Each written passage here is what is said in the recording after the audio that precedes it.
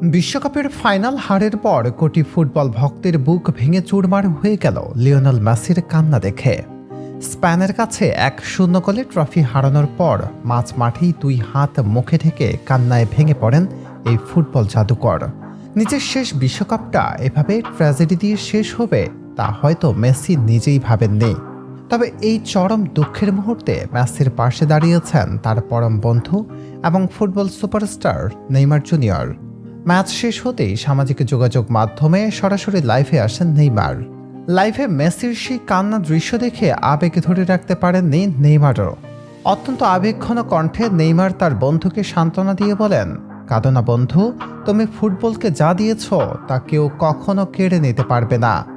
তুমি এখনো ফুরিয়ে যাওনি, তোমার ভেতর এখনো যে ফুটবল বাকি আছে তা দিয়ে তুমি 2030 বিশ্বকাপও অনায়াসে খেলতে পারবে। ফুটবল বিশ্ব তোমাকে আবারও একবার বিশ্বমঞ্চে দেখতে চায়। লাইভে এসে নেইমারের দেওয়া এই অবিশ্বাস্য বার্তা মুহূর্তের মধ্যে পুরো ইন্টারনেট দুনিয়ায় ঝড় তুলেছে।